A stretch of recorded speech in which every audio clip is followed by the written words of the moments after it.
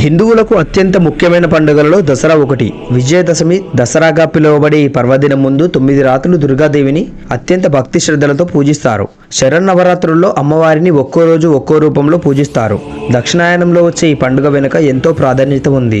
అమ్మవారిని మొదటి 3 రోజులు పార్వతీగా, తర్వాత 3 రోజులు లక్ష్మీగా, చివరి 3 రోజులు సరస్వతిగా పూజిస్తారు.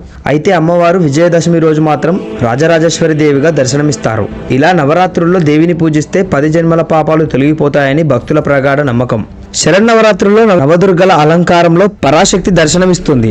మహిషాసురుడనే రాక్షసుడి సంహారం కోసం జగన్మాత అశ్వయుజ శుద్ధ పాడ్యమి నుంచి యుద్ధం మొదలుపెట్టి ఒక్కో రోజు ఒక్కో అవతారంలో యుద్ధం చేసి విజయదశమి రోజున సంహరించారని పురాణాలు చెబుతున్నాయి. అయితే నవరాత్రుల్లో మొదటి రోజు అమ్మవారు త్రిశూలధరణి అయిన హిమవంతుని కుమార్తె శైలపుత్రిగా నంది వాహనంపై భక్తులకు దర్శనమిస్తుంది. శైలపుత్రి దేవికి పాడ్యమి రోజు విశేషంగా సమర్పించే నైవేద్యం పులగం. తొలి రోజు భక్తి శ్రద్ధలతో అమ్మవారిని పూజించి సకల శక్తి సామర్థ్యాలను ప్రసాదిస్తుందని నమ్ముతారు. ఇక రెండవ రోజు పరాశక్తి బాల త్రిపుర సుందరి దేవి అలంకారంలో భక్తులకు దర్శనమిస్తుంది. త్రిపుర సుందరి దేవి శ్రీచక్రంలోని త్రిపురాత్రయంలో మొదటి దేవత. ఈమె షోడశ విద్యకు అధిష్టాన దేవత. అందుకే ఉపాసకులు త్రిపుర సుందరి దేవి అనుగ్రహం కోసం బాలార్చన చేస్తారు. అందుకే ఈ రోజున 2 నుంచి 10 ఏళ్ల లోపు బాలికలను అమ్మవారి స్వరూపంగా భావించి కుమారి పూజ చేస్తారు. ఇక మూడవ రోజు గాయత్రి దేవిగా పూజిస్తారు. వేద స్వరూపంలో గాయత్రి దేవి అన్ని మంత్రాలకు మూలశక్తి. గాయత్రి మంత్రం. మూడవ రోజు ముక్త, విద్రుమ, హేమ, నీల, ధవల వర్ణాలు కలిగిన 5 ముఖాలతో శకం, చక్రం, గద, అంకశం ధరించి దర్శనమిస్తుంది. గాయత్రి ఉపాసనతో మంత్రసిద్ధి, బ్రహ్మజ్ఞానం కలుగుతాయని నమ్ముతారు. గాయత్రి మంత్ర జపంతో చతుర్వేద పరాయణ ఫలితం లభిస్తుంది. ఓం భూర్భువస్వః తత్సవితుర్వరేణ్యం భర్గో దేవస్య ధీమహి ధియో యో నః ప్రచోదయత్ అనే మంత్రాన్ని జపిస్తూ అమ్మవారిని పూజిస్తారు. 4వ రోజు దేవిని లలితాదేవిగా పూజిస్తారు. త్రిపురాత్రయంలో లలితాదేవి రెండవ శక్తి. దేవి ఉపాసకులకు ముఖ్య దేవత. త్రిగుణాతీతమైన కామేశ్వర స్వరూపంలో 5వ రోజున దర్శనమిస్తుంది. లక్ష్మీ సరస్వతులు ఇరువైపులా నిలబడి వింజామరలు వీస్తుండగా శ్రీచక్ర అధిష్టాన శక్తిగా కొలువుదీరుతుంది. చెరుకుగడ, విల్లు, పాశంకుశాలను ధరించి భక్తులకు వరాలిస్తుంది. శరన్నవరాత్రుల్లో మూల నక్షత్రానికి చాలా విశిష్టత ఉంది. జగన్మాత చదువుల తల్లి సరస్వతి రూపంలో దర్శనమిచ్చే రోజు 5వ రోజు. పురాణాలలో సరస్వతి దేవి బ్రహ్మ చైతన్య స్వరూపినిగా అభివర్ణించబడింది.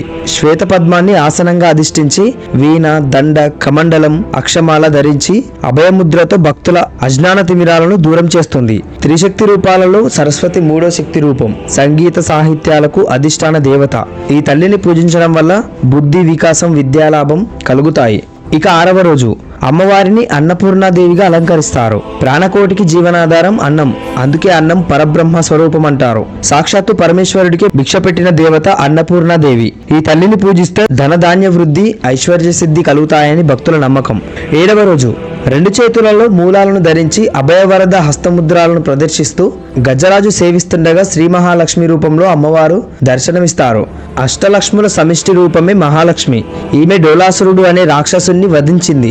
శరన్నవరాత్రులలో మహాలక్ష్మిని పూజిస్తే సర్వమంగళ మాంగళ్యాలు కలుగుతాయని భక్తుల నమ్మకం. ఇక 8వ రోజు దుర్గతులను నివారించే పరాశక్తి దుర్గాదేవిగా దర్శనమిస్తుంది. ఈ అవతారంలో దుర్గముడనే రాక్షసుడిని అమ్మవారు సంహరించినట్లు పురాణాలు చెబుతున్నాయి. పంచప్రకృతి మహాస్వరూపాలలో మొదటిది దుర్గా రూపం.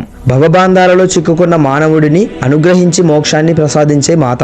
కోటి సూర్య ప్రభులతో వెలిగొందే అమ్మను ఆర్చిస్తే శత్రుపీడనం తొలగిపోయి సర్వత్ర విజయం ప్రాప్తిస్తుందని భక్తుల నమ్మకం. అంతేకాదు ఈ రోజు అమ్మవారికి ఎర్రని వస్త్రం సమర్పించి ఎర్రటి అక్షింతలు, పుష్పాలతో అమ్మవారిని పూజిస్తారు. ఇక 9వ రోజు అమ్మవారిని మహిషాసుర మర్దిని దేవిగా పూజిస్తారు. అమ్మవారు మహిషాసురుని సంహరించిన అశ్వయుజ శుద్ధ నవమిని మహానవమిగా జరుపుకుంటారు. ఈ రోజు అమ్మవారు సింహాసనాన్ని అధిష్ఠించి సకల దేవతల అంశాలతో మహాశక్తి స్వరూపంగా దర్శనమిస్తుంది. ఈ తల్లిని పూజిస్తే సకల దేవతల అనుగ్రహం కలుగుతుందని భక్తుల నమ్మకం. ఇక శరన్నవరాత్రుల్లో అమ్మవారి చివరి అలంకారం రాజరాజేశ్వరి దేవి. ఈమె భువన బ్రహ్మాండాలకు ఆరాధ్య దేవత. మహాత్రిపుర సుందరిగా పూజలందుకుంటుంది. అపరాజిత దేవిగా భక్తులు ఆరాధిస్తారు. ఇది ఫ్రెండ్స్ బతుకమ్మ దసరా వేడుకల్లో 9 రోజులు అమ్మవారి అలంకరణకు సంబంధించిన పూర్తి సమాచారం. మీకు ఈ వీడియో నచ్చితే ఒక లైక్ చేసి మా ఛానల్ని సబ్స్క్రైబ్ చేసుకోండి.